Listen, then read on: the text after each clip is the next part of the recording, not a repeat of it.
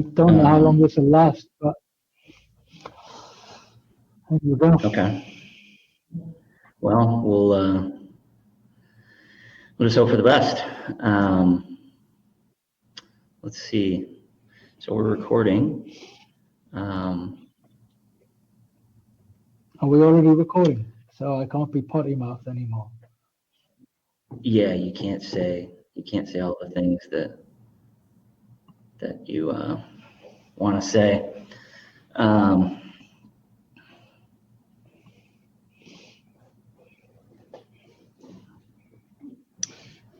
What's that? It's going live to attendees. Do you see that? Oh, going live in 7, 6, 5, 4. Ooh. Yeah. Hey, we have some guests. We have some people in the room. Can you guys hear us all right? Maybe drop a chat or hit us in the Q&A. So, wow. 30. Yeah. Let's see if we get 40. Yeah. So who's going to get the ball rolling? Who's going to get the what? The ball rolling. I guess I could. I just don't know for sure if if everybody can hear us. Let's see. If anybody can ping us inside the chat or inside the Q&A. Q&A, yeah, okay. So Andrew said chat's disabled, but Q&A works though. Okay, super cool. Can you guys hear us all right then? Public chat is disabled. Yeah. I've got enabled chat panel, enable public chat. There we go. Okay, cool. Excellent. You now we have to keep track of two things: Q&A and chat. All right. So yeah, so let's get rolling. We've got a lot of stuff to cover. The first thing I would say is that if you guys have any specific questions, definitely drop them into Q&A. Because that'll be easier for us to kind of keep track of that. If, certainly feel free to chat and kibitz back and forth inside of the chat. But if you have specific questions that you want answered, please queue them up inside of Q&A. And then also, if for some reason we don't get to your question, please do feel free to follow up with Carrie, Carrie at GridPane.com, and she'll be CCing all that stuff to me, and we'll hopefully get everybody sorted out within the next 24 hours or so. If at any point we cut out, I think Bobby's on the line. He just texted me. So if at any point we cut out, we'll obviously try and do our best to get back in business. But Jeff is in China behind the Great Firewall there. So we've got questionable connections. So anyway, let's get rolling. So we have some various housekeeping to go over. So just getting signed up, I think I actually have this slide in here twice. We have had some questions from people who didn't have accounts before all of this. And so now they're wondering, how do I actually get rolling? And the simplest way to do that is actually to just pick whichever the account type is that you got, either pro or developer. Sign up for the free trial. You automatically get 14 days under the trial. And then within approximately the next 24 to 48 hours, we'll activate your account to full lifetime. So if you haven't yet done that, feel free to do that now to actually get your account rolling. Let's see. So some money stuff. Some of you have asked about upgrades and downgrades. That is possible. I would say, since we're giving everybody a 30-day return, or excuse me, a 60-day return window, I think that seems reasonable that we would allow people to upgrade and downgrade in that window of time as well.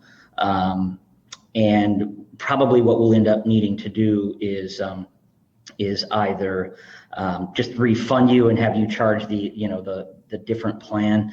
One way or another, we'll get you sorted out. And what we'll do is do our level best to go back to the time at which you registered your lifetime deal and try and match you up with the price that was available then. So we're not giving everybody the best deal, obviously, but if you got in on the pro deal very first thing and one of the first 10 people and you want to switch to developer after watching this flawlessly prepared webinar, then you can choose to do so. Yeah, and same with downgrades.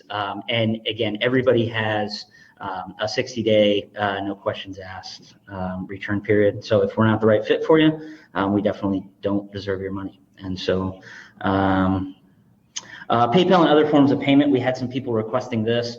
Bobby and myself will be trying to follow up with everybody on this. We're going to try and accommodate everybody if we can. No guarantees though. We've had some people that wanted to do direct bank transfers and just kind of some crazy stuff. Pretty much if you have Bitcoin. What's that? Bitcoin. Yeah, we're not doing Bitcoin. We've had Bitcoin. We're not doing Bitcoin. Crypto and Ethereum. Yeah, we're not doing any cryptocurrencies. Carry on, boss. Maybe next year. We're not that high tech. We're just not that high tech. But just reach out to us again. We're trying to take care of it. IAS credits. So if you got in really early, there's going to be an email questionnaire that's going to go out today to all of you that are eligible for IAS credits.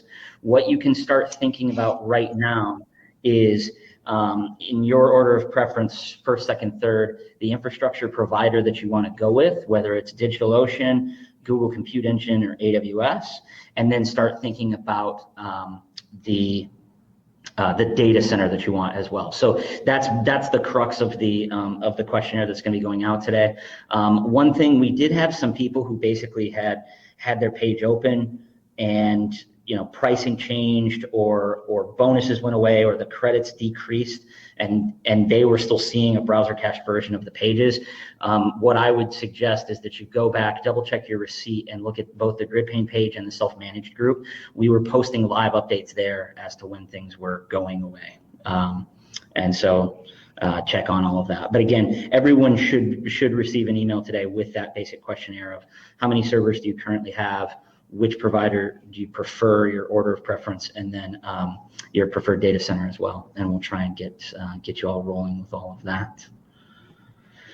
Yeah, so in the message that I sent out, there were some people that were concerned about new account limits.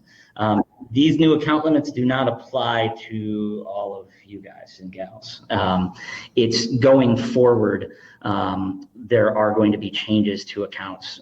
So whether you did the lifetime deal or not, you're not losing anything. If you've had an active account with us, for months, for 2 years, whatever it is, you will continue to have everything that you had before. Going forward, for example, new pro users are not going to have live chat. Okay. And so really when we put new account limits, we just basically wanted to let you all know that if you guys see those things and you go, oh my God, they're taking away whatever, don't freak out. Okay. Really the biggest thing that we want to talk about, and Jeff, I'm sure you've already seen some of this, is we've had people who aren't really sure what our platform is. And they're like, oh, so this is managed WordPress and it's just unlimited sites, right? And it's like, yeah, that's not exactly what's happening. And so more than anything, if you're not sure what you bought or why you bought this thing, reach out to support. We'll try and get you sorted, but we're not the right fit for everybody. And there are people who literally thought, oh, this is just fully managed WordPress, and what a swell deal. Free hosting forever. Yeah, free hosting forever, exactly. And that's not what this is. So hopefully those of you that did get in knew why you were getting in, and it wasn't just, oh my God, I have to have this. This is such a great deal. Yeah, so I already touched on this one. How do I get started? Just go in. You do need to add in a credit card to your account, and the reason that we have that in there is so that if you want to add upgrades to your account, like if you want to add additional team users, we need to have a card on file in order for the one-click automatic upgrades to work. But again, we will sort you out in the next 24 hours or so to make sure that you're not rebilled. If you were billed at all, like you had your regular account and then sometime in the last week or so you got your recurring billing, we will be refunding that and making sure that that doesn't happen in the future, obviously. So roadmap, let's talk about what's coming next. We've had a lot of people asking about the next 2 to 3 years.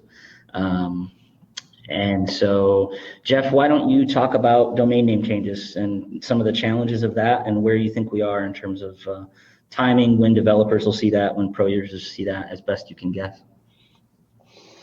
By the end of the year, by the end of this quarter, it's the main thing that we're working on. We've got a parallel branch for rolling out PHP and a few other minor things before then, but the vast majority of the work at the moment is going on a whole new domains manager, complete rebuild of the back end. So you won't just add alias domains, you'll be adding alias domains or 301 domains. They'll all be able to be wildcarded. They can all have SSLs, wildcard SSLs, automated SSLs, managed by Cloudflare or DNSME originally, but we've rebuilt the backend so that we can quickly add other DNS management. This should be going out at the end of the year. It's the most difficult thing we've ever done. And obviously, swapping primary domains is one part of that. And it's the part that's very important. But it's just one part. But what we're doing allows us to do that. You're not just going to be able to swap the domain, rewrite the domain. You'll have to add another domain that you'll swap to. So it'll take an alias domain and make that the primary domain, and then the primary domain will become an alias domain. But again, it's all automated. So for the 301 domains, it'll run through every different permutation of SSL and just grab you the SSL, which I don't really think anybody else is doing. As far as I know, everybody else is just throwing every single domain that's registered to a site under one site, which tends to lead to problems if you have a problem with one domain, or it's going to lead to limits if you're trying to do multi-site. The aim with this is just to be the complete solution for DNS management. Yep. Are you getting a lot of feedback here? Yes, you're getting a little bit muffled. Okay, I might have to swap headphones out. But yes, for the domain manager, working now. For the domain manager, DNS manager, Cloudflare DNS, fully integrated by the end of this year. Yeah, that's the next big thing. Mm-hmm. Yep. And probably we're going to want some of you who are developers to be reaching out to us to request kind of early test access. We have some of you in mind already, just so that we can have another set of eyes looking at everything once we're ready to roll with all of that. So you already mentioned Cloudflare integration. That's really close as well. The Cloudflare integration is the beginning. What we're going to be doing is after that, following up so that you might use Cloudflare, you might not use Cloudflare, you might use DNSME. And some people who provision VPS from Linode, Vulture, DigitalOcean, they've got perfectly possible, in fact, actually quite good DNS management. So they'll be bringing in DNS management there. The aim is for everybody to use DNS management. Because if you're using a VPS, even if you don't choose to use it, why not use the DigitalOcean DNS management? It's fast, it's immediate results, and it allows you to use the API. So we're going to be bringing DNS in-house for all of the providers, and that will include GCP and AWS. I'm looking forward to that. I'm looking forward to just getting moving on. Exactly. So with Cloudflare, the way that we've built that, it's modular enough that we can integrate DigitalOcean, Linode, Vulture, AWS, GCP. And speaking of those, some of you may have seen in the walkthrough videos, we already have AWS in testing, AWS Lightsail, a native integration. Yep. and AWS and GCP native server builds. Certainly Q1, I would say, getting GCP in. The biggest challenge with those, what's that? Which others should we be looking at? That's what I want people to let us know. Which again, we're asking about the roadmap. I'd like to know which other providers. Definitely think a lot of people would like UpCloud as well, even though we don't like them sometimes. But yes, it's not that we don't like them; it's that we've had challenges with them. We don't like their marketing. Yeah, exactly. Yeah. So to Jean-Francois's question, the public roadmap, that should be going out later today, and it's gonna kind of encapsulate everything that we've covered here, and so that should be later today, tomorrow at the latest. You'll see that, so AWS, GCP native builds. We definitely want to hear from all of you. Should we build Azure? Don't ask us to build SSD nodes because it's terrible. But we'll look at other options. So speaking of server builds, one of the things that we wanted to do for a while, and we will be doing with the supported providers, is image-based server builds. So much faster server builds. That will definitely be in Q1. Early Q1. So if the provider, which pretty much all of them other than Linode does it really complicated. They don't just allow just straight up, drop an ISO or drop a stack image in place. But if the provider has the ability for us to quickly mirror in an image, then we'll be able to build servers, like in a minute, like as fast as you build stuff inside of DigitalOcean, where you click it and you just watch the bar go across. Should go that fast. So that's pretty exciting. Let's see what else. Update safely. Yeah. So this one's kind of a big one. For those of you that don't know, the idea behind Update Safely is that we take a copy of your live sites. We call that the canary. We then update the canary and we see whether or not it dies. We basically throw the canary down the coal mine and we see whether or not it dies. We've had lots and lots and lots of issues with that. Some of them were things that we should have just foreseen and built it better to begin with. Other issues, just evolution in different open source packages being maintained, or in this case, not being maintained. But the other thing that we've seen is that we have people who are trying to use Update Safely, or were trying to use Update Safely in the past, and they had really, really anemic boxes. And so what's happening when Update Safely is doing its thing, it's actually doing what's known as visual regression testing. So it's making copies of the site, and then it's taking a full screen image capture of the pages, and then it's comparing the before and after. And while it's not incredibly over the top, it's not like you need a server with a graphics card in it. If you've got like a $5 box or even a $10 box and you've got a lot of other sites on it, it's just really not a good idea to run it. And so we've had to make some structural changes to how we want to run that.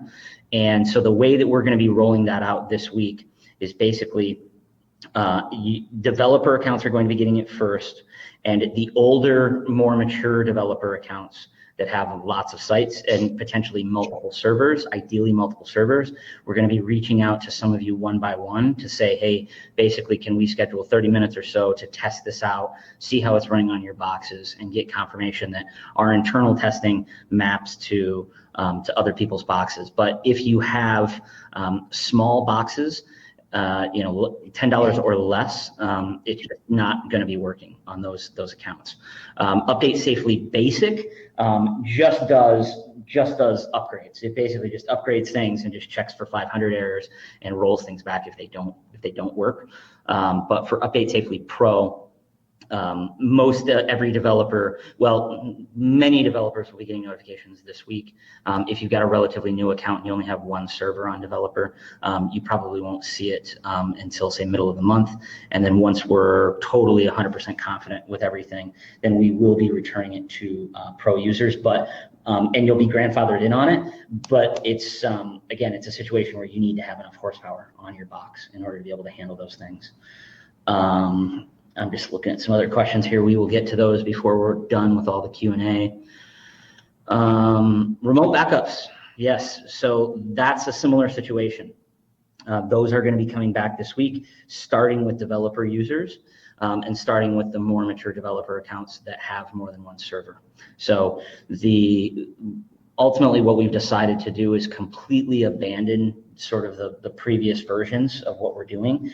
And part of the reason that we need to reach out to some of you who have lots of sites, lots of servers individually, is because we need to get direct feedback from you as to how you want to address things, how you want to handle the upgrade. If you have your own offsite third-party backups and you're cool with us just flipping the switch on your servers, then we can get you rolling very, very quickly. And so what I would recommend for now is that you put something in, like we've already got all-in-one migration in there for you. Start pushing some offsite backups to Dropbox or wherever you want to have it. And then if you're cool with it, we can say, we can completely shut off the existing locals, and then we can start our totally new duplicacy-based system like within a single day, and then you can start pushing those to remote. And that will support pretty much S3, any S3 compatible provider. And so we'll be rolling those Wasabi S3, Backblaze B2, those will be in there, but then we'll be adding in things like Dropbox and Google Drive. And I believe that we should be able to get most of those things into the UI before the end of the year, but certainly those three that are already there. So long as you're fine with us basically dropping the hammer and stopping the old version, and you have your own backups in case things go haywire, and because we're going to delete the old backups. So long as you're comfortable with that transition, we can really automate a lot of this. You could just reach out to us via email. We'll get you some details on that in the follow-up to this webinar. But yeah, I mean, if you're good and you have your own offsite backups, then that makes it a lot easier for us to be able to say, okay, cool, let's just flip the switch on Jeff's 8 boxes or you know, Adam's 5 boxes or whatever. Let's see. Maria DB10, you want to talk about that one, Jeff? Yeah, so we've got here NEAT on the next feature update release from Dave. So by the end of the year, we're going to have the DNS Cloudflare feature, but hopefully before then, there's a couple of other smaller features. One of them is bringing in the option for database building on a server build. So it'll either be Maria Database 10, MySQL 5.7, or Picona 8, MySQL 8. One of the other ones I'd like to get in, because it's sort of semi-ready, is being able to select your PHP version and your caching version when you build your sites. And there was something else here as well. What is it? Website suspension from Duzen. We've got that. It's a CLI command right now. There's actually 300, 400 CLI commands we haven't documented yet. One of our aims is to do that documentation, and from now to the end of the year, the beginning of next year. But these are all actually already just about there. So we're hopefully going to get them in sort of semi-feature updates. They're not big feature updates, but we're going to hopefully get them in before the end of the year as a sort of stepgap. We're going to be going back to our, now that the craziness is done, our 2-week rollout schedule. So tomorrow, PHP 7.4 and a couple of other things from Monet, server monitoring are going in. And then hopefully in the next 2 weeks, we'll have things like Maria Database coming back and a few other things for site building. And then by the end of the year, the Cloudflare, the more bigger feature stuff coming in. Yeah. Yep. So yeah, I don't know as we ever really publicly talked about it, but yeah, we're running about every 2 weeks major rollouts. So well, not major, but we were and then we weren't. Black Friday has just killed that schedule, but we're back on it now, starting tomorrow. I'll have PHP 7.4 go on. Yep, and we will have, I think certainly by the end of the year, I don't know as we'll have all 300 of the CLI commands documented, but we will do our level best to have, I'd say the core, few dozen that we think are the most useful. We will make sure to get those things documented and out to you, because one of the things that I've been thinking about is, is wanting to, I mean, obviously if we're pushing updates into the application, occasionally, we do our level best to be testing things, but we don't ever, we're much more comfortable with the idea of theoretically the UI isn't quite right. We never really want to be pushing changes that impact your servers. But if the UI isn't quite right and you can't do what you need to do, then that's sort of like the whole thing is down. And so we want to have enough documentation of the core things that your servers are always going to be running just fine, so that you could say, oh, it looks like GridPane, the UI, there's something broken in the UI, or there's something that's not quite right, or they're upgrading, and it's during a maintenance window, but you still definitely want to be able to build a site. We want to make sure that you have the tools that you need to, so that you can go in and run a CLI command and boom, you've still got your site. And then when the UI update or whatever is finished, then you would still see the correct things inside the UI so that they match up with the CLI commands that you ran on the server. And so I believe that our core functions, we should be able to have all those things documented and out. I mean, they're already there. It's just getting them documented and out before the end of the year. I think that that's doable. Again, not all 300, but we'll see. There'll be some documentation, definitely. Yeah, lots of documentation. So managed MySQL. Some of you may have seen that DigitalOcean rolled out their managed MySQL service. As we integrate AWS and GCP, that's something that we will be hoping to make available to people in Q1 in 2020.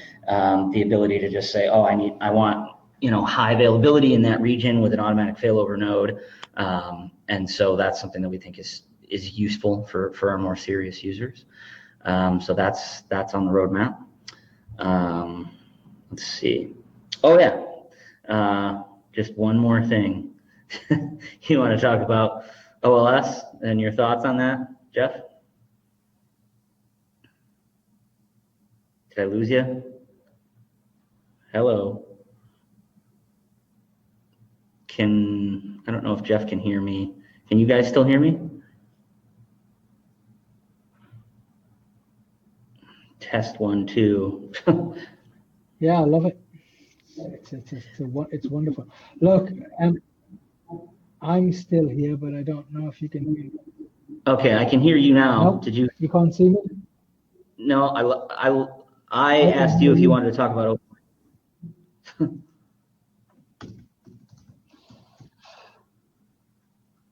Can you hear me? Shoot.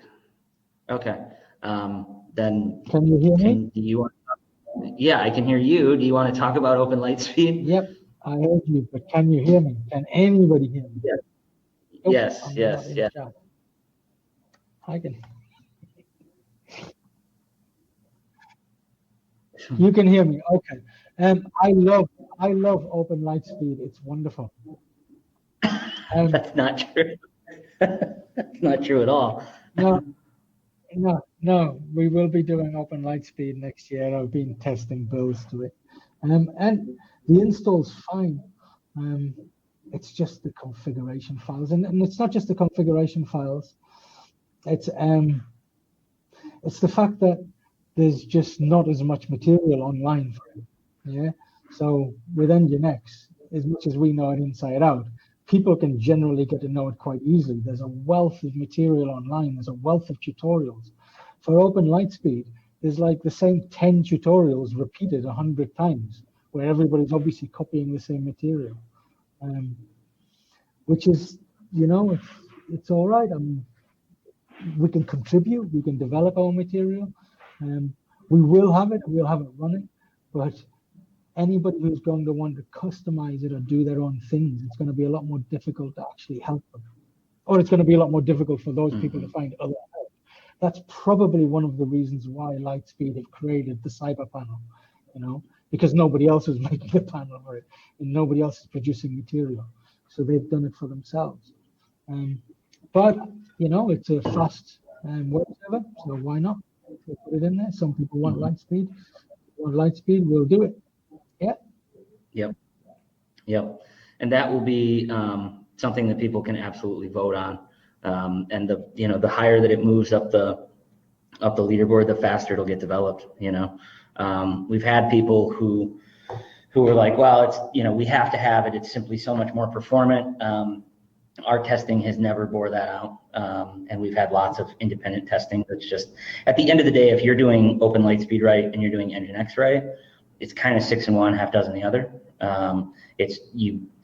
All of the people in the debate, if you took all 1,000 people who really care about this debate in the world and you sent them all to the exact same page at the exact same time to debate about which one is better, no one would have any means to perceive whether they were at an Open Lightspeed page or an Nginx speed from a performance standpoint. They could obviously look at headers, but it's like they're just, at a certain threshold. At a certain threshold, it's just nonsense. But at the end of the day, they're doing things, they're innovative that Nginx is not doing. And so part of what we're trying to build is the best tool for the job. And some people want to use Lightspeed and some people want to use Nginx. That's what I like. I think the fact that they're doing the pre-compressing the cache and they're doing quick and stuff. But the biggest difficulty people are going to have when they start trying to use Open Lightspeed is in tweaking it themselves, because there just isn't the content. There isn't material. Mm-hmm. A lot of people might want to use GridPane and never touch the stack, but a lot of other people are using GridPane who actually do enjoy doing it in the stack. And they use GridPane as a tool to speed things up for themselves. So they use GridPane as a base, and then they add to it and customize it because it's all completely modular. With Open Lightspeed, that's going to be a lot more difficult. But at the same time, as a community, if we build this stack out, then we can develop the content. Lots of people are saying public roadmap, websites, feature suggestions. This is all coming after this webinar. That's exactly what's going to be. The changelog is going to be the dev blog for now. So I'm going to be pushing 7.4 tomorrow, and tonight, maybe it's tomorrow, with some new stuff and some new configs. We've now got custom configs. I'll put the stuff in there about suspending sites, but that will be a change blog, and then in 2 weeks' time we'll do it again. Every time we push something, a feature, it'll go in the dev blog. Again, more public roadmap page. Yes. Public roadmaps. Yes. Yes.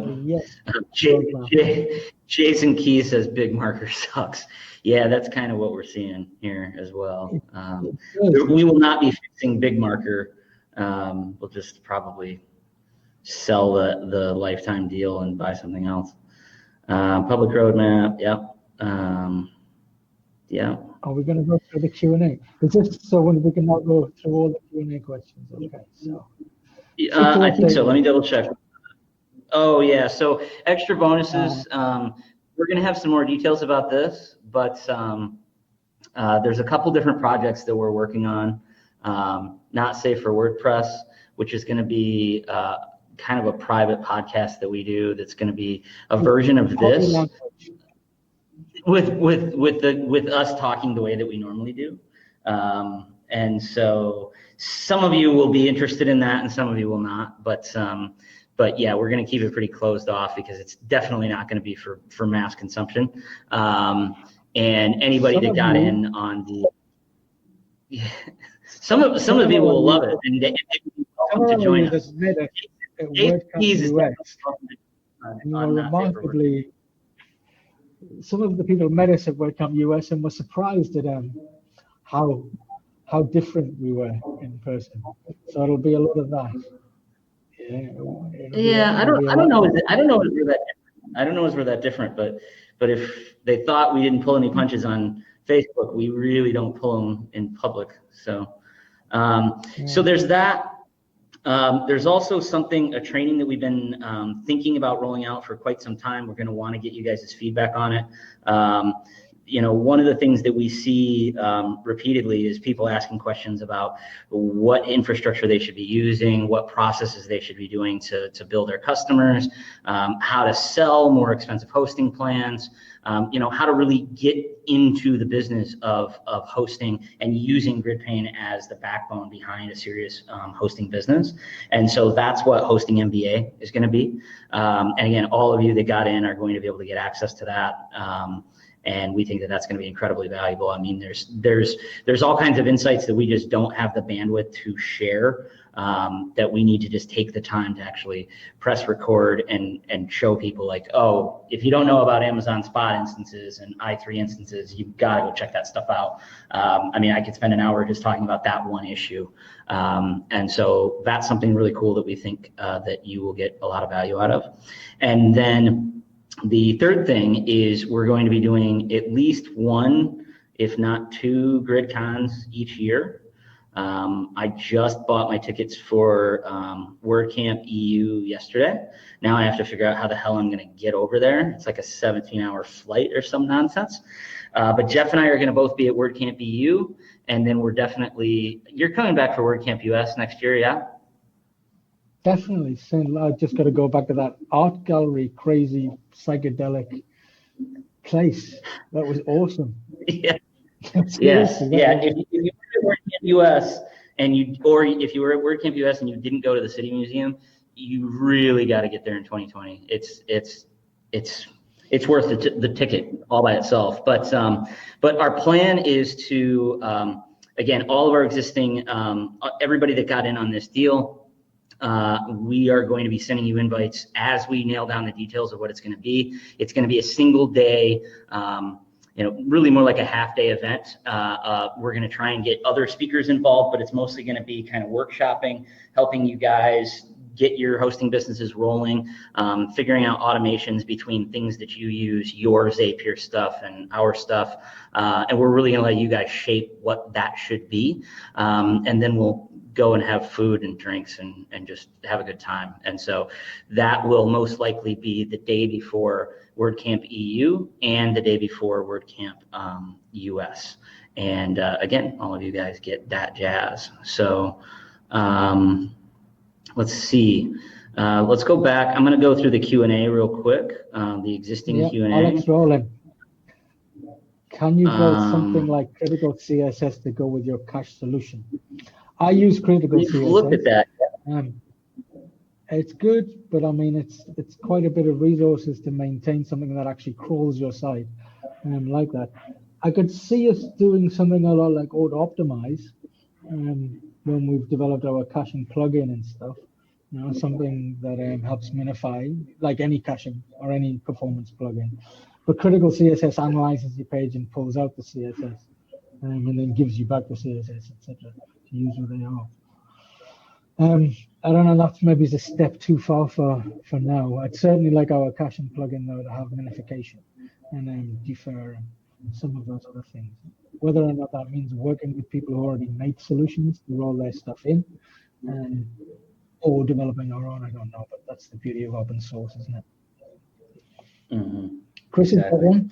Would you say whether Cloudways are a good thing? I would love to take that one. I would love to take that one. So Chris, to your question, for those that were previously on Cloudways, are they a good fit for GridPane? I would say certainly if you were doing just WordPress, then absolutely. I think in terms of, obviously their platform, their UI is more polished than ours, and they have more people that work there. Not that you'd necessarily know it from the speed of the support, but I think in terms of quality of support, I think it's night and day between us and them. I'm really, really looking forward to getting some feedback from people who have done the $500 deluxe upgrade or whatever that they have now, because I'd just be curious to see what they have to say as compared to the engineers that are our standard, which again, I mean, we're not normal. We think that the way to do support is that it's not a cost center, it's the best marketing you possibly can have for your business. And so the only reason that we exist, I would argue, is, yeah, we've got a great platform, and I mean, we're devilishly handsome, as you can clearly see, but at the end of the day, we've had amazing support from day one, and we've prioritized that. And so that's one big thing. In terms of performance, I would put our stack against Cloudways any day of the week. They think that varnish is a good idea. I think that varnish belongs on furniture and antiques. It does not belong in a modern WordPress stack.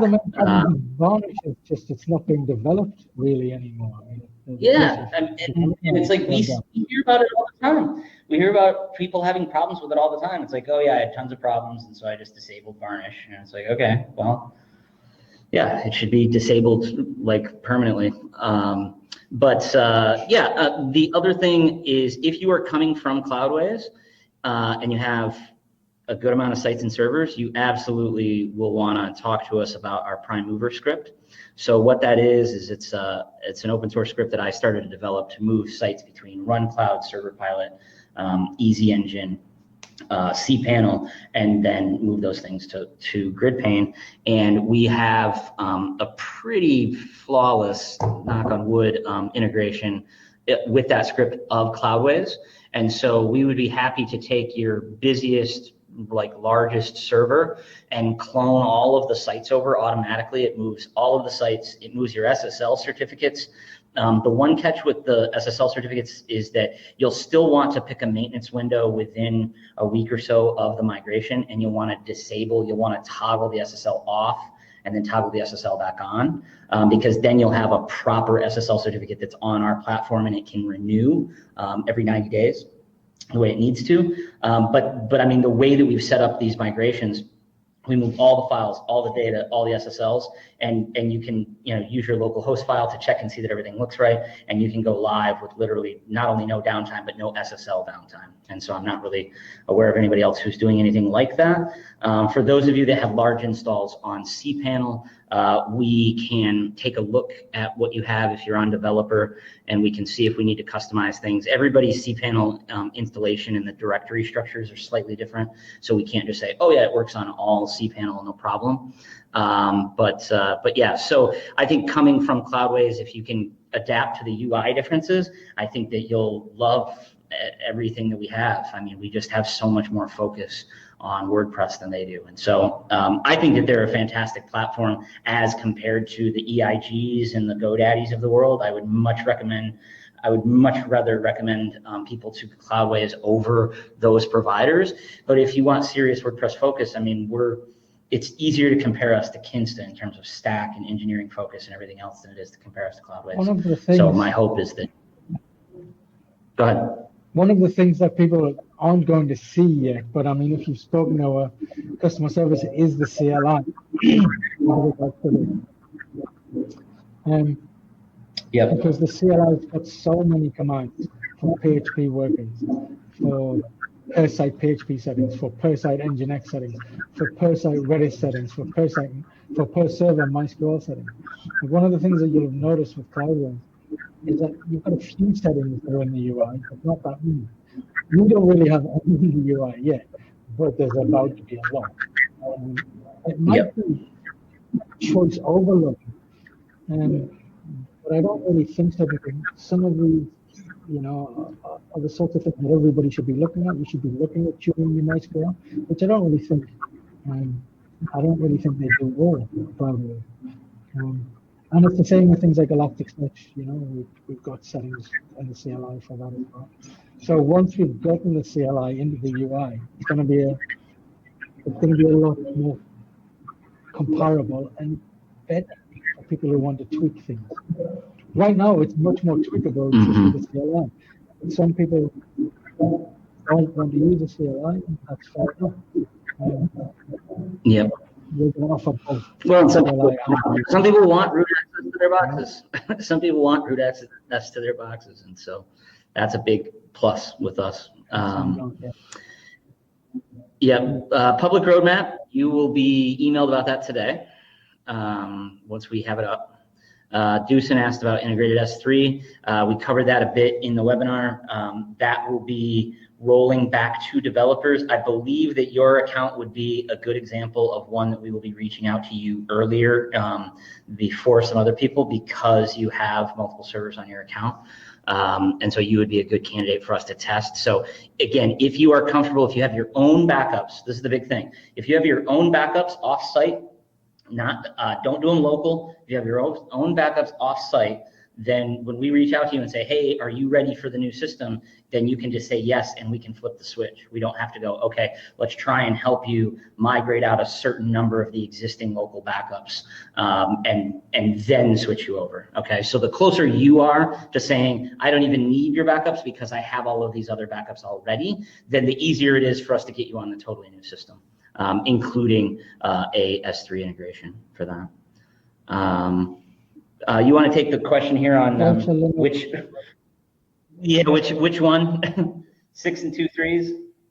Honestly, for me, it's 6 and 2 3s. What's that? You've got 12 and a half a dozen, 6 and a half a dozen of the other. It's, 6 and 2 3s. 6 and 1. Honestly, Yeah, there are some high performance.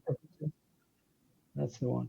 Vulture tends to edge it out in performance, but like we say, if they have issues, they're not quite as forthcoming with them as quickly as DigitalOcean.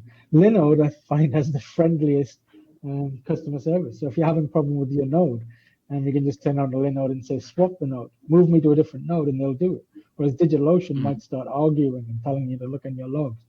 But generally, they're all very comparable, and you should really be more looking at, is your target market geographically located?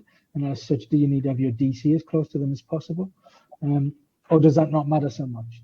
If that doesn't matter so much, you might choose to go for performance. You might choose to go for value.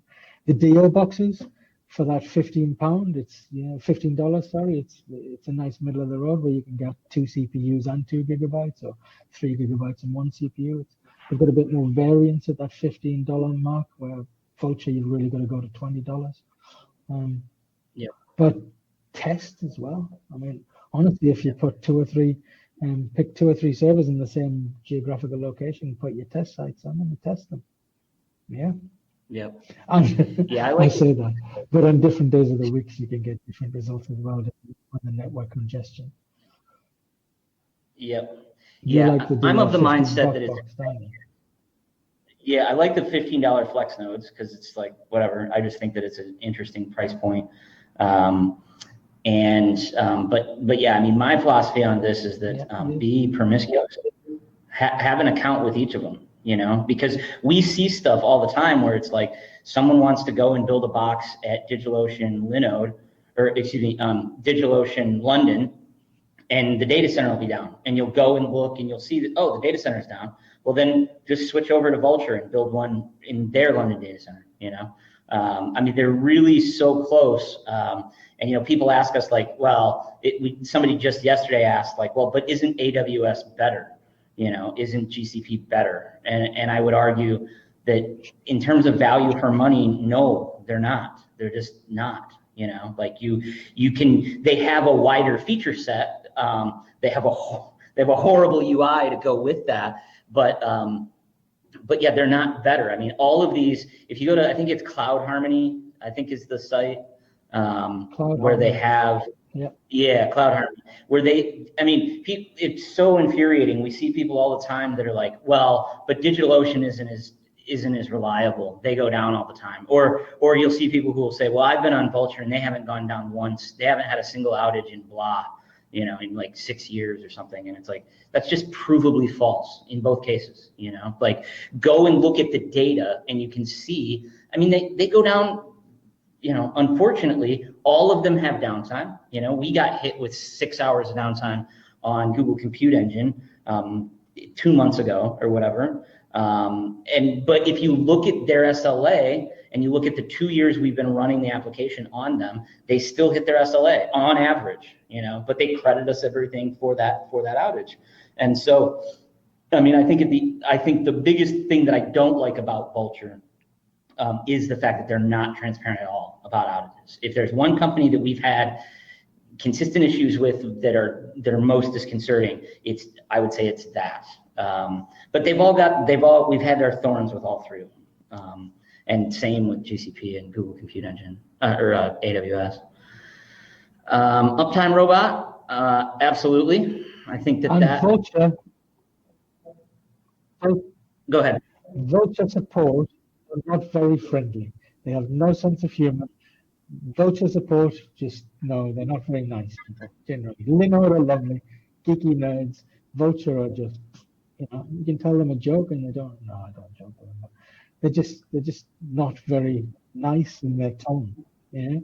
And I think tone counts a lot. I use Vulture because I do think they're a little bit faster, and I don't have anything mission critical for, I'm just testing a lot of the times.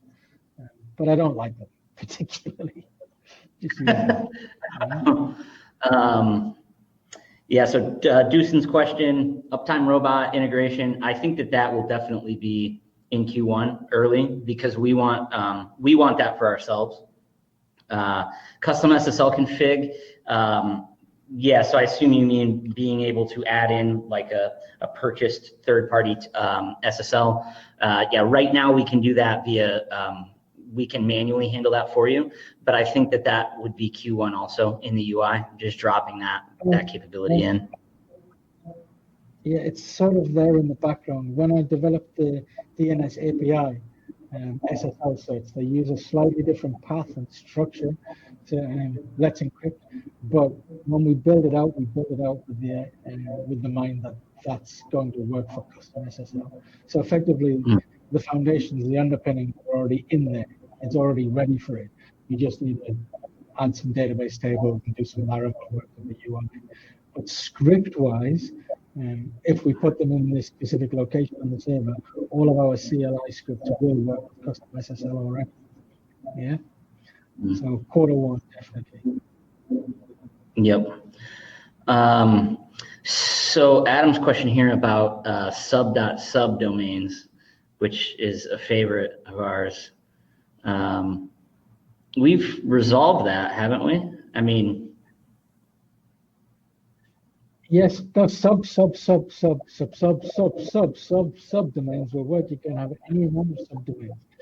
But Adam doesn't like subdomains here, I think he's saying. I think he's wanting to choose different development domains or something, which is really that's less about the canary, that's more about staging, I suppose. But the canary domain is only used for the update safely. Right. So one thing that we have talked about, and maybe Adam can clarify, we have talked about the possibility of allowing people to create whatever their domain.tld and then assign that as the staging site for another site. I think that's sort of what he's hinting at. Is that your read on it?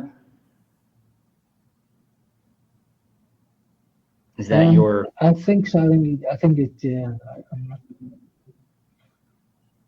My read on it is that it's unwieldy having to put a canary in front of it. But that's for canaries. With canaries, it's just for site visual regression. I can see it for staging where people might want to choose their own. But again, we're not really hosting. With the hosting provider, we can give people subdomains and we can manage those. But it's a non-hosting company, it becomes a lot more difficult just to provide everybody with a subdomain. Allowing other people to set their own subdomains and link their staging site in, that could be feasible in the long run, but not immediately. Because we'd have to have the swapping primary domains on the stage. And then a whole bunch of table links in the back. Yeah. We've got to hurry up a bit. Because we're running long here. WHMCS, I would say let me get back to you on that. I do believe that a developer that Bobby was working with was starting down that road, and so we need to confirm where the state of that is. For Malcolm's question here, client SFTP account options, I assume he means multiple SFTPs attached to a single site. I assume that's what we're talking about. Jeff, thoughts? Client SFTP accounts, we're talking about team member clients having their own SFTP accounts. I think so. I think he's talking about multiple SFTP accounts as opposed to having shared SFTP accounts. At the moment, the client can have the SFTP. And I think he means multiple SFTP accounts. Yeah, we've got an issue for it. for building it out, but it's not on the immediate roadmap. It's sort of Q2, where we're pushing things a bit further back. What we're looking at doing is forcing every site to be built with its own SFTP user, and then converting the GridPane user into a pseudo user. That's going to be the first step in system user development. The second step is going to be allowing there to be multiple SFTP accounts per site. Yeah. So certainly we could document a process, though, that he could manually do this right now. Yeah. And yeah, we can add this into the KB for documentation on how to change your SHD configuration, which is what we've been advising people. But in the UI, it's a bit more. It's a bit more complicated. Yeah. Once you're able to vote on this, if people push it up higher, then people can push it up higher. Any thoughts on helping people build certain environments with your platform toolset? So Malcolm, that question really falls under what we call bespoke work, bespoke engineering work. And it's something that we have done in the past. We don't really promote it or talk about it. And it is something that if you want to reach out to me directly, usually we don't look at doing projects that are smaller than like $1,000 or $2,000, just in terms of, we can't like allocate an hour or two here or there, but we can if it's a larger project and you want to build something kind of really sophisticated. We're happy to work with you on that, but we don't want the platform to turn into consultingware, basically. So the short answer is yes, you can do that, but it's got to be a big enough project that it makes sense for both of us. Centralized mod tool to see all server performance. Back to the cluster stuff, though, I would like to. You're breaking up. Because we've been building it anyway. You can't hear me? I can now. You just got all robot for there. Yeah, I can hear you. Okay.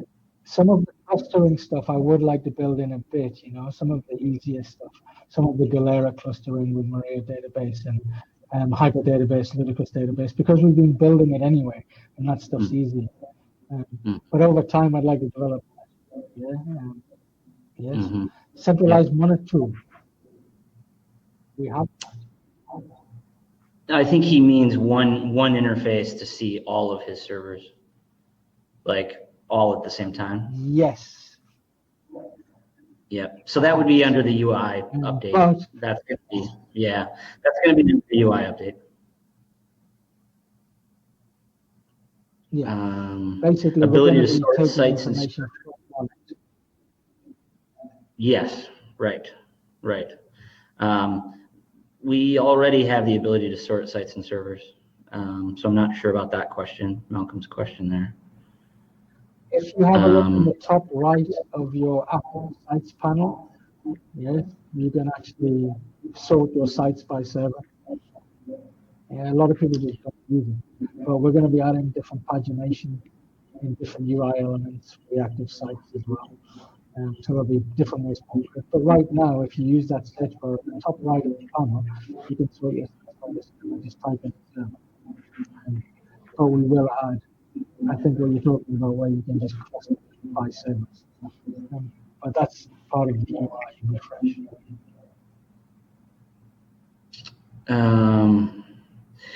Okay, I'm just scrolling ahead here.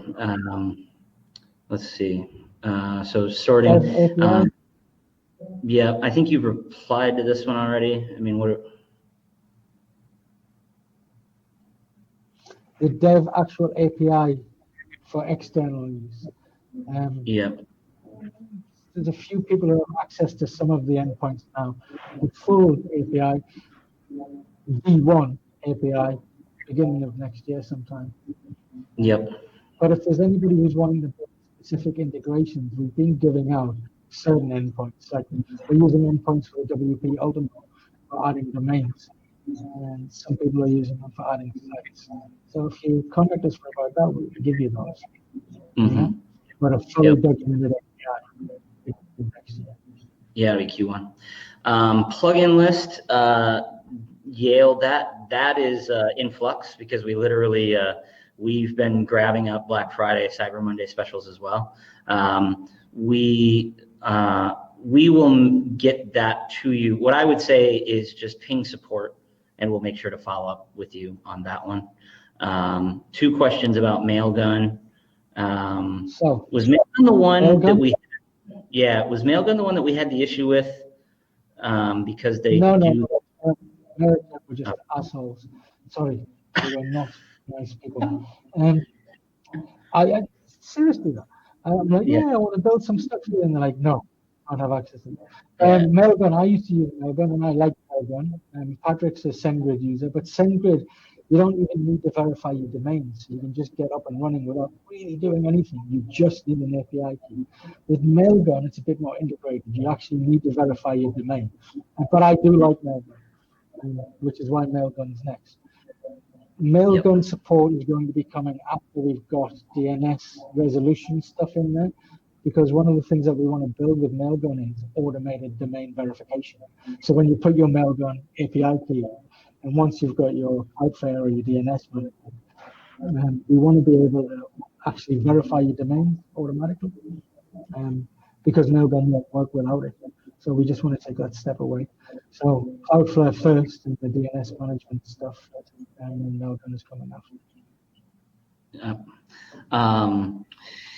Chris, yes, to verify, pick whatever, if you signed up for the Pro LTD or the Developer LTD, if you go in and just subscribe under the correct plan, just choose monthly, you'll get a 2-week trial, so you won't be charged. And then over the next 24 hours, we will go through and manually update your account so that you won't be charged ever. Philip, that's for people that don't have an account. Yes, that's for people who don't have an account. For people who already have an account, don't do anything. And if you did get charged, we will sort you out. We will sort you out and get you refunded. Philip, the replay should be available today unless Big Marker totally takes a dump on what we've done here. Chris Castillo, we like Mautic as well. You absolutely can. Yeah, we started talking about Mautic. So for some people that are a developer that like that could be something that we would support fully in the future, because we think it's an awesome open source project. Right now, your servers are your servers, so you can absolutely run Mautic. You can run custom PHP. You can even use our platform to build the database, grab the configuration details, then wipe everything out and then install Mautic or install whatever you want. We just don't support it. Okay, so if Mautic breaks on you, that's not something that we can fix for you at this time. And if Mautic breaks the whole server, then basically the first couple times that it happens, we're going to say, hey, try and be more careful, or we would suggest have a sacrificial lamb box that just runs that. So that way you don't end up risking breaking the other stuff, because we can't really tell our system to assume that it's Mautic, and so I can see really bad things happening if you tried to do a staging push. It's actually, a staging would just fail. Seemingly all of the various updates and backups and things, they would just fail. But yeah, you can do that. I guess just be careful.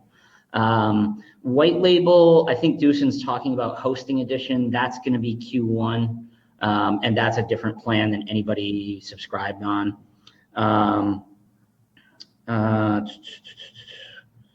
Yeah, so our users' time zones, it's about 2/3 of our users are outside of the United States, to Max's question. And this webinar started at 7 a.m. It's pretty early for people out on the West Coast. What we're hoping to do is do one of these every 2 weeks, at least for a while, maybe permanently. But what we'll try and do, because 2 gigabytes. Yeah, so Jeff's 12 hours off from me. It's actually midnight where he is right now, and that's why we've got to wrap up quickly here. But our goal will be that we'll do one that hits my time zone and one that hits his time zone, and so that we can be better adapted to everybody. But in terms of timing, I don't think that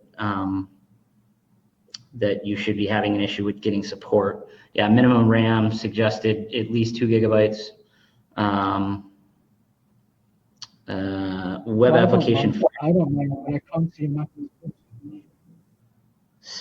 What now? I think we're not hearing each other, Jeff. I can't see Mac. Oh, it was there and then it went away. There's a delay, but I can't see Mac. Did it really? Yep. Yeah. What happened to it? Okay. I don't know if Max was saying the 7 chat cuts off early. It shouldn't. Chat should be there. Yeah. Well, because you're up then, and Gabriel. So I don't know. Let's reach out to him. Let's reach out to him individually and just figure out what he. Yeah. I have so many sites that it takes a good bit to load. So Morgan, we're actually rolling out pagination really quickly, and that will resolve that lag. I've got about 65 in mine, and it takes a couple seconds to come in. I'm losing entirely now. Okay. Can everybody hear me? Hello, hello, hello.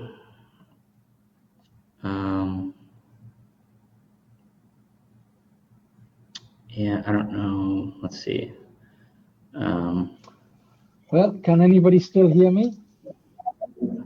Yeah, okay. Yeah, okay. Everybody says they can hear me. Everything's okay. I think we just got disconnected. I am not a big fan of this big marker, to be honest. All right. There's lots of yes. I'm going to jump back. I can hear both. Can anyone hear Jeff? Say yes if you can hear Jeff. I'm underwater. Say yes, Jeff. Okay. Yeah.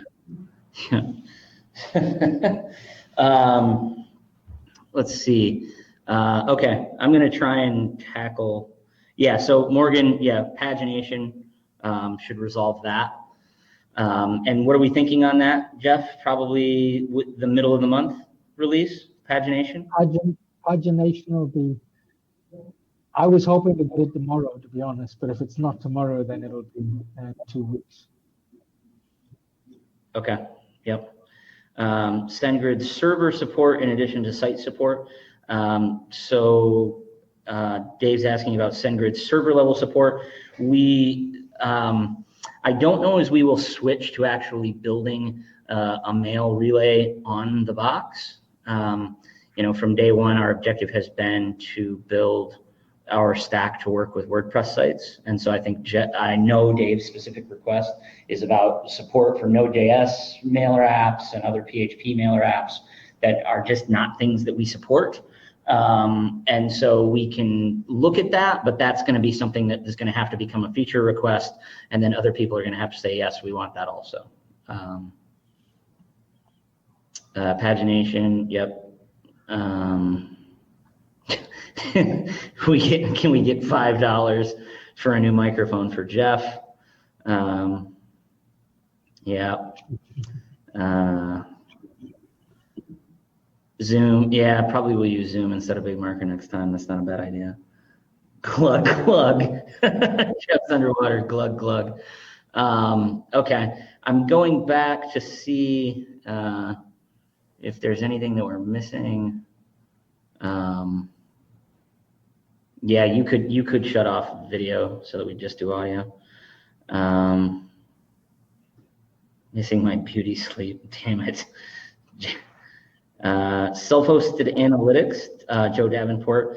Again, that would be something that, so long as it doesn't break the box, that's certainly feasible. I think I lost. I don't know what's going on here. Jeff, you still there? Oh, he's back. I'm trying to turn it off.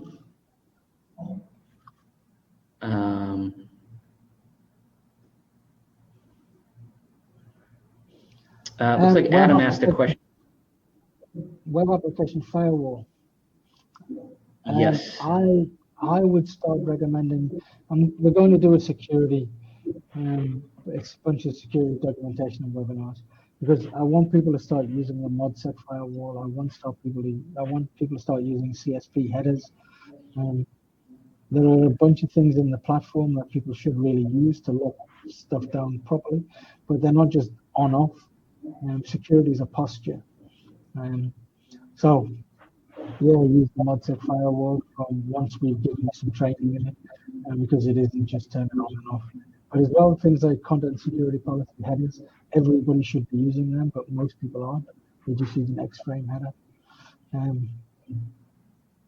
Plugins. Yeah, The list of plugins, yeah, I already addressed that one. I don't think you heard me on that one, Jeff. Somebody was asking, yeah, WP Ultimo integration for Pro, that exists already, and if you're in, then you're in, and you'll be grandfathered in. Future users of Pro will not have WP Ultimo or multi-site at all. Postmark, Mailgun, automatic verification, yeah. Postmark, looks like we got a lot of votes for Postmark. Oh yeah, so Joe asked about self-hosted analytics. Again, that's a situation where it's your server, the world's your oyster. You definitely can run that on there. It's just not a thing that we can support. And so what we normally recommend in these situations is that you pick a $10 box or something like that where you just run that there. You can still keep it obviously in our interface, and our interface will make sure that the box stays secure. But in terms of backups and updates and staging, you know, we can't know exactly what you're going to be running. So you can do that, but just don't let it break your WordPress sites. Otherwise, we will say you just can't run it on the same box at all. We do have people who are running Piwik. Adam, you've got a big wish list. If you want, email me directly at patrick@gridpane.com. Just know that we're totally buried right now, so it's going to take a couple of days for me to get back. Staging seems like an annoying adjustment coming from WP Engine. It's basically their legacy staging system from years back. Gabriel, can you also email me directly, patrick@gridpane.com, and we can talk through that. We could schedule a call to actually just talk through specifically what it is that you want to see in there, and we will get that rolling for you. Looks like Ken saying that Piwik is now Motomo, and they have a WP plugin.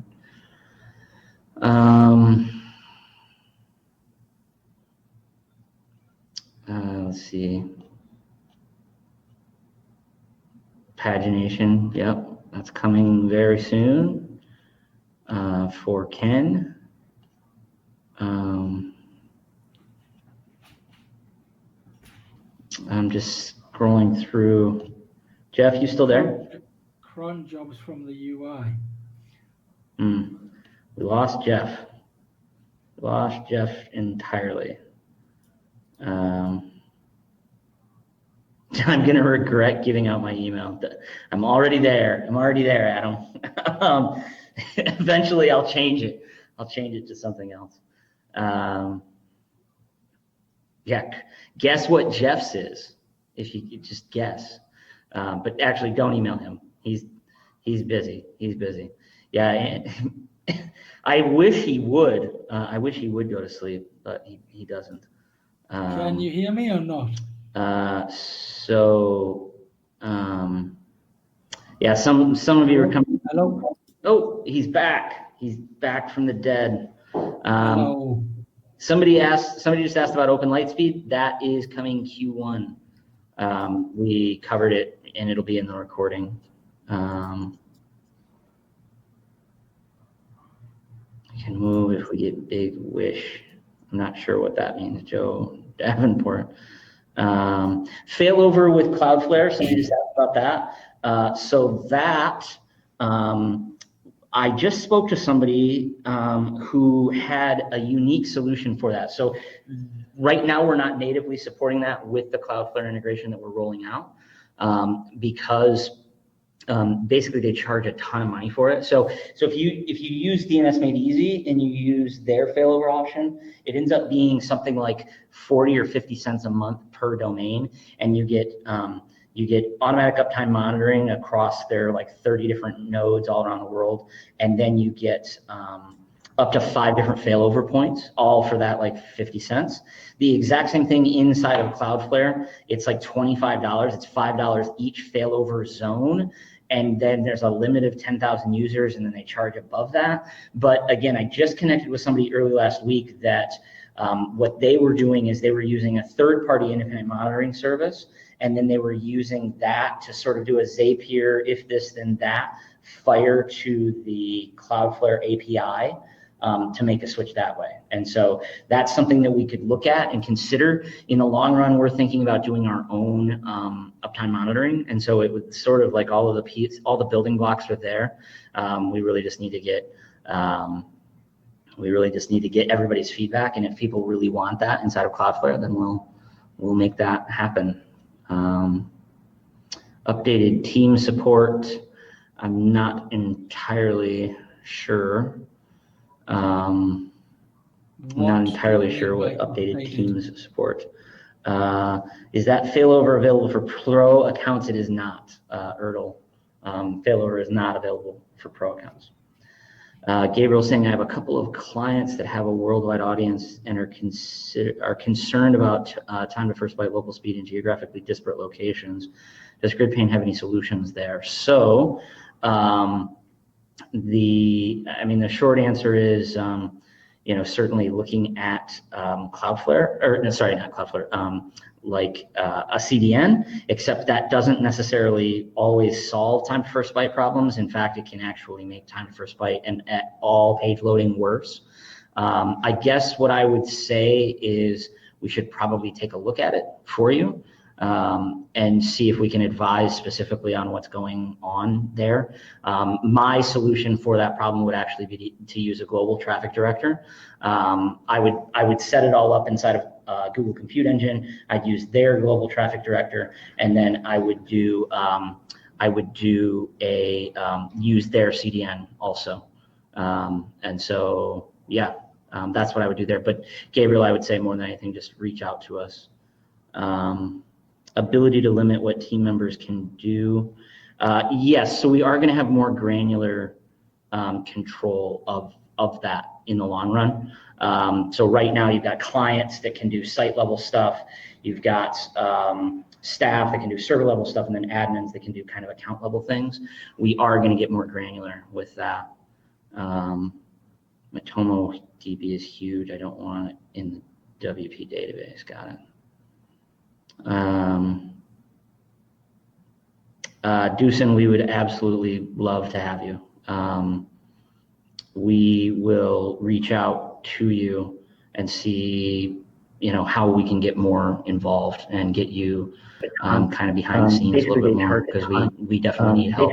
So people volunteering to help are always welcome. They charge a ton. Mark would love Cloudflare. They charge a ton. Jeff, are you still there? Did we lose you again? Basically they charge a ton. Basically they charge a ton. Basically they charge a ton. Basically they charge a ton. Basically they charge a ton. Basically they charge a.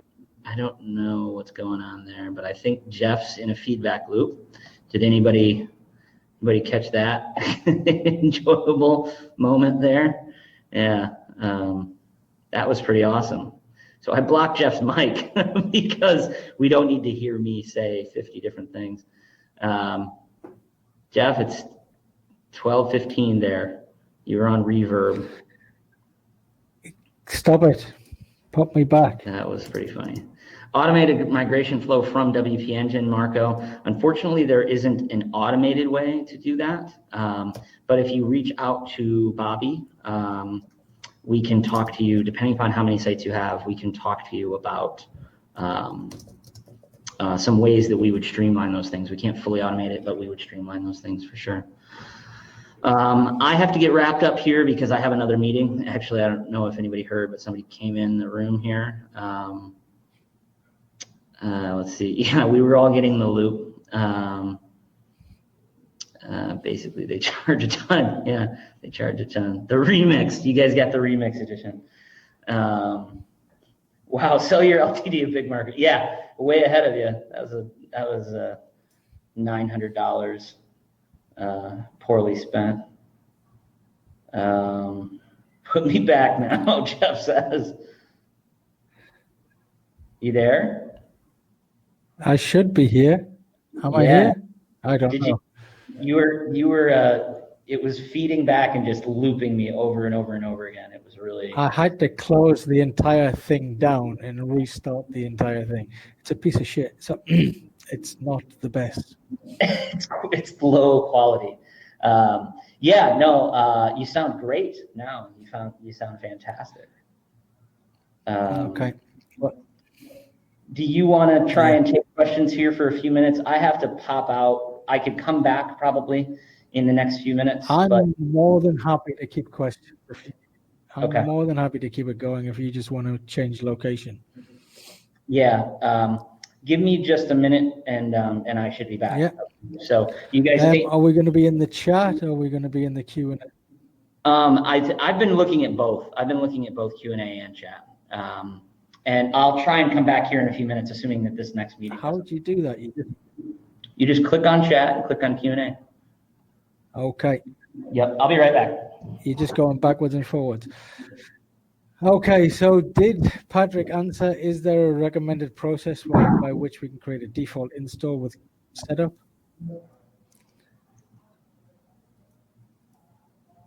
Anybody? Nope, I'm not okay, that's good. So right now for creating default installs, you just have to make it and then clone the site across. One of the things that people were talking about that I'd like to improve is the cloning. So cloning is going to be identical pretty soon. We're going to be cloning everything across so it entirely matches. In the future, I'd like to be able to build something where you can just have like a blueprint in the same way that we have the plugins and the theme bundles. One of the other things, though, is that we're going to set it up so that you can have default WordPress installs. So you can set your PHP version, you can set your preferred type of caching, so that those things will all be pre-configured. So you can still just create a site by typing in the URL and go and create the site. One of the things at the very beginning when I first joined was Patrick really wanted it to just be 3 clicks. So hopefully we're going to be able to do that. 3 clicks effectively.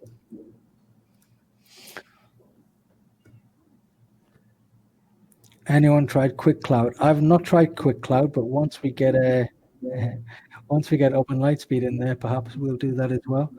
I'd like to know about caching plugins too. Your favorite is WP Rocket. All of the caching plugins should work absolutely fine, yeah? Just a case of not using the caching, but one of the things that I do want to do too is actually have our server caching use the try files along with the cache path. So people could actually just use their plugin to manage their cached files, and then Nginx will serve that. Immediately for Christmas thing, happy Christmas. Yeah, generally a full page caching without a cache plugin will be fine, but some people do like to use the cache plugin. So I actually want to be able to integrate the cache plugins with the Nginx configs, and there's a way to do that using the try files directive. Each different plugin has a different path to where it stores its cache files, but over time we should be able to work them out so that you can actually just forego server caching and effectively use the plugin caching, and the server will use it. There's actually, if you have a look at the Nginx page in the WP and the WordPress org codex, there's a lot of stuff in there about that. Can bundles only consist of plugins from the WP repository? No, bundles can actually be used to download your own. You have to manage the repository though. You just need to make sure that it's a downloadable link.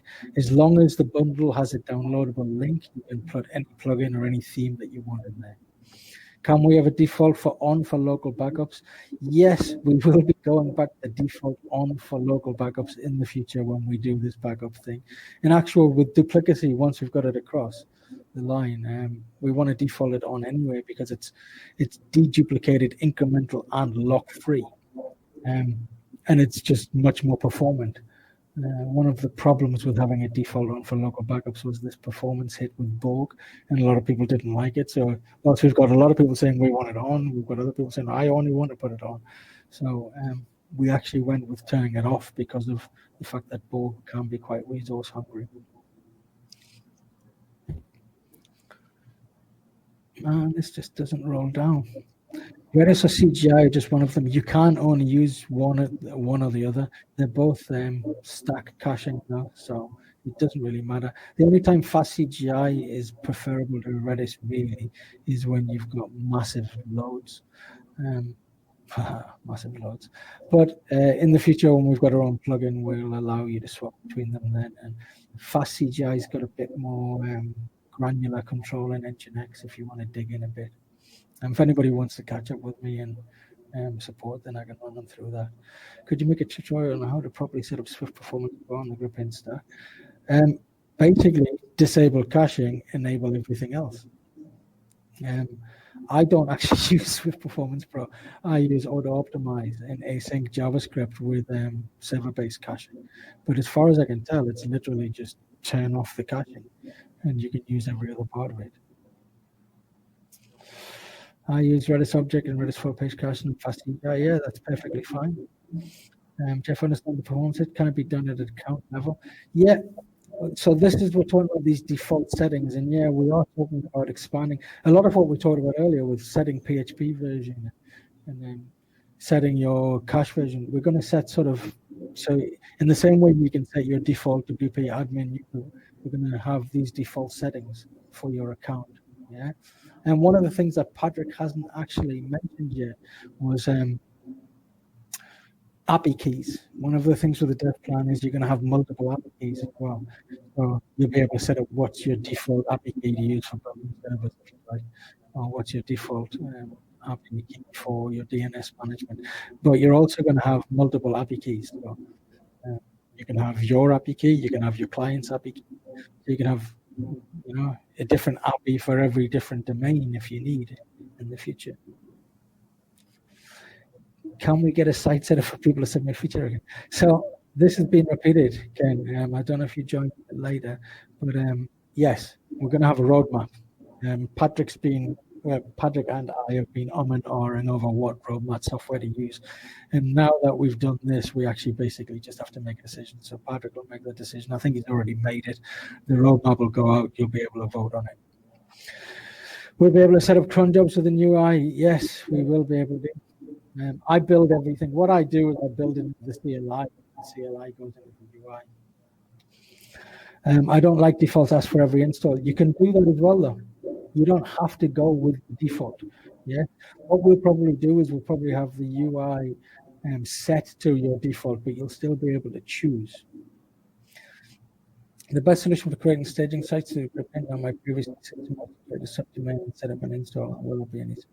We've got staging sites built in. It's staging.domain, and it's generally going to stay that way for quite some time. Maybe by the middle of next year, we'll allow you to set custom domains. But the staging domain is staging.domain TLD. Yeah. Flywheel shit the bed surprise. Did they really? Love for Ron, please add it in the UI. What's the Q&A here? Do you have geo-targeting functionality? Well, we've got GeoIP set up in there. Yeah?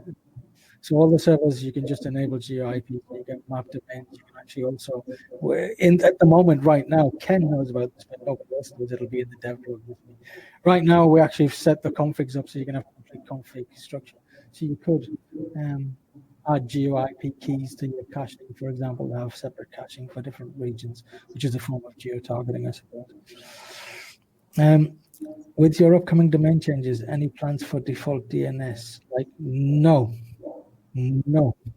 Sorry, Keith, but there are no plans. Look, we talked about this, but if we have to provide you each with subdomains, and we already do, and you've got one subdomain, two subdomains from us, and maybe you'll get a third one for a default site. But that would mean that for every single site that you have, we've got to manage a domain. and maybe, you have hundreds of sites on each server. At the end of the day, we're not a hosting service. On our managed hosting service, we will be doing stuff like that. But if you think about how many thousands of users we might end up having and how many tens of thousands of sites, for us to provide a domain for each one of them, we'd really need to be a hosting service. So we're not intending to give you all domains that we manage for you to put on your staging. That's always going to be your thing. Was GP API discussed a bit for users and sites? So right now, GP API at the moment, there are some endpoints that we've been letting people use for adding domains and adding sites, and deleting domains and deleting sites. We'll probably put system users in there quite shortly. But this is all our preliminary API. We've actually got a fully REST compliant version 1 API coming out. And we're trying to just hold off and publish that and let everybody use that. But a couple of people have been building some integrations and they've been with us a long time, so we've let them use it. And WP Ultima, our Ultima integration uses the domain adding and the auto SSL API at the moment. Yeah, Keith, sorry, fair enough. Yeah, I understand that. Yeah, thank you. We might allow customization of the staging domains at a later date. REST API, if you need a beta tester, we will. Honestly, we will. We'll need beta testers. But the problem with a lot of that is I do a lot of the beta testing in our dev branch. Beta testing in the production branch is something different, but it's something me and Patrick need to discuss, whether we're going to bring some of our long-stand users into using our development instance, where it's a different instance where all of the test scripts are.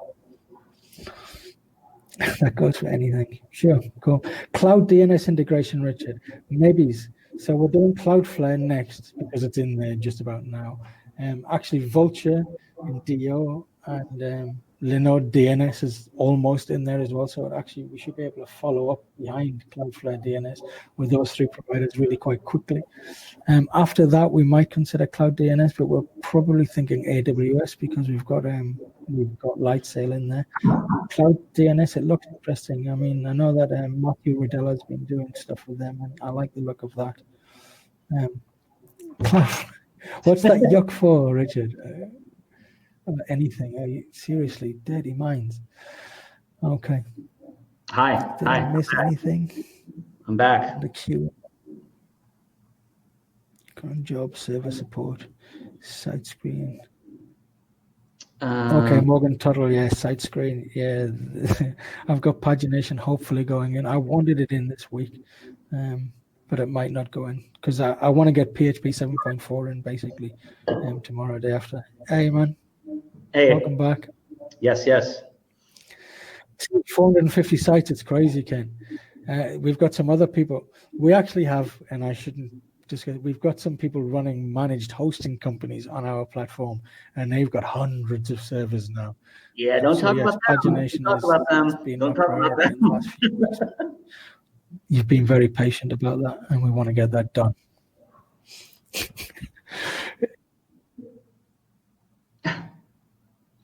Oh, did we lose Jeff again? Can everybody hear me? I don't think Jeff can hear me.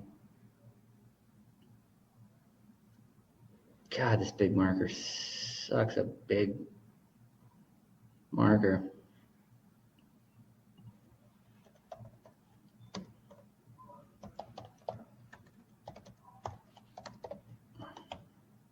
Oh, now Jeff's completely gone. Yes, no, Jeff can hear you. Okay. God, these delays are so significant. I assume that he got you guys all caught up. The cloud DNS integration. Yeah, so Richard, we just saw that one. I think I tagged you on Facebook on that.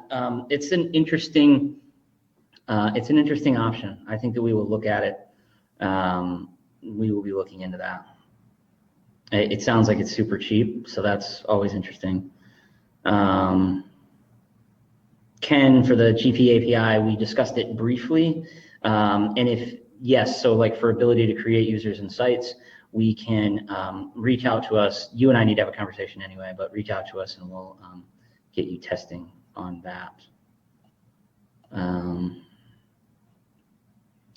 Big markers, big pooper. What is tiny? Yeah, I don't understand. I thought that this platform was supposed to be pretty awesome. Patrick, audio was muffled when you said something about 50. Oh, okay. Yeah, so the inside of DNS Made Easy, their DNS monitoring and failover, it costs about 50 cents.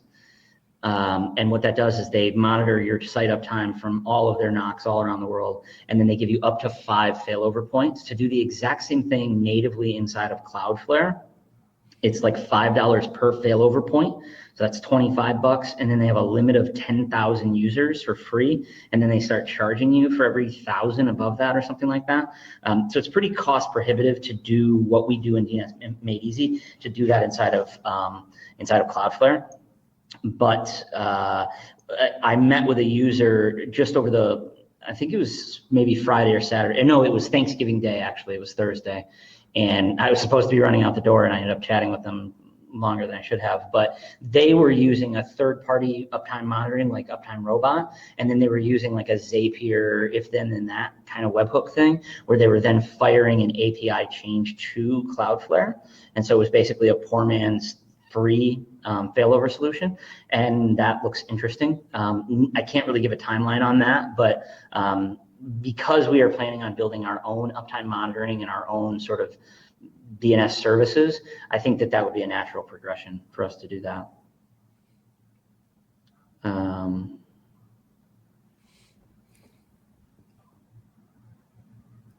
Let's see. No new questions? If there's any other questions here, let me go back over to Q&A. No. Oh, hello.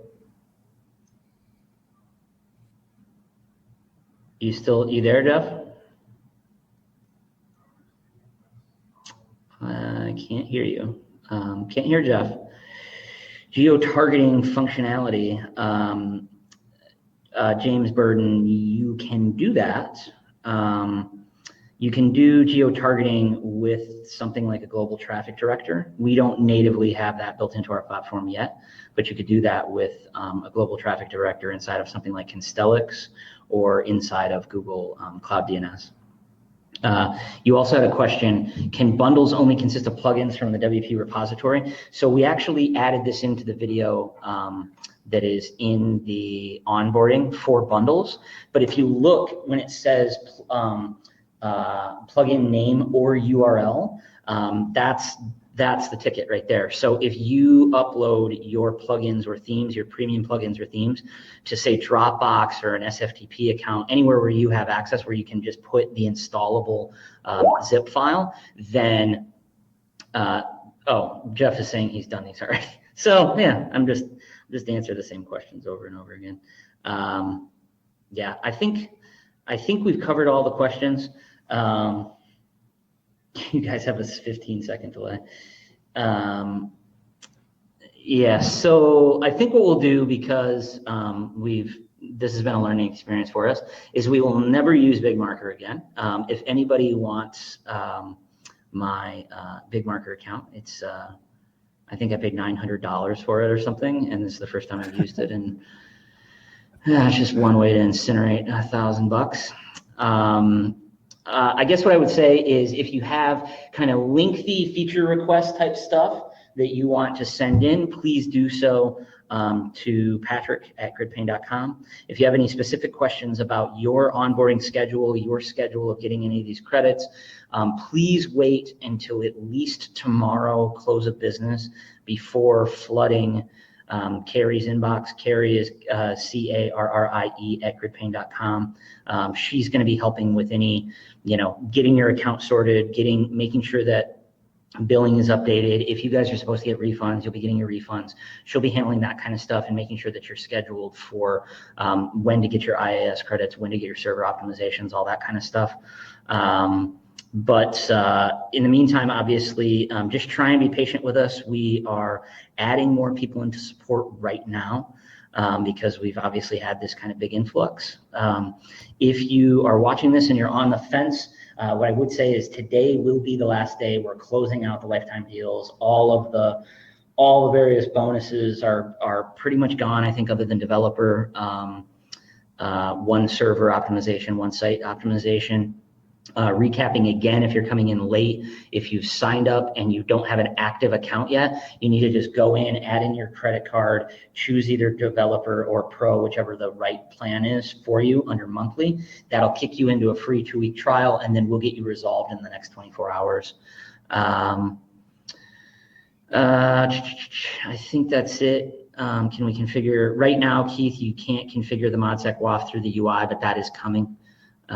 Yeah, I do think that Jeff seems allergic to me as well. It was probably working perfect the entire time I was gone. So it might just be that BigMarker just can't handle the bandwidth of 2 people talking at the exact same time, which is pretty frustrating given that we've paid for a 2-presenter plan. So yeah.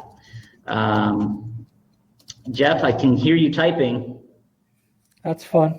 Yeah. I can hear myself. It's horrible.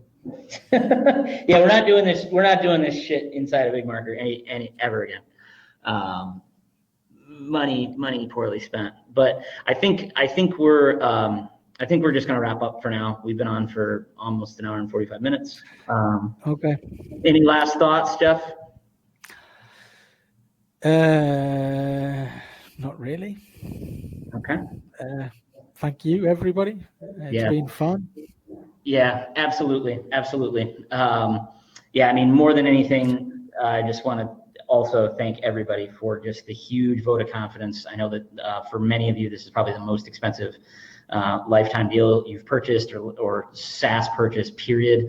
And it's just really, really humbling, the vote of confidence that all of you have put in us. And we're going to continue, hopefully, to kick all of the asses for you. And do more of these interactions, just not in this platform. So thank you all for your time, and we'll get the recording of this posted as quickly as we can. And again, within the next 24 hours, you will have the roadmap stuff. Start voting on that. Vote early and vote often. And then just be patient with us as we get all of the various onboardings and the extra things rolled out with us. For those of you that do think that you're going to be at WordCamp US or WordCamp EU or both, maybe ping. Don't do it immediately because it's not pressing. Obviously, we're talking June and November of next year. But start connecting with us in the next week or so, because we'd love to make sure that we get the schedule synced up and know as many people as possible that are going to be at that event, so that we can hopefully make GridCon and all of our time out there work better for all of us. So yeah, you're from Chicago. I'll vote as many times. Yep, absolutely. Thanks, Ken. All right, thanks everybody. Really appreciate it. We'll talk to you soon.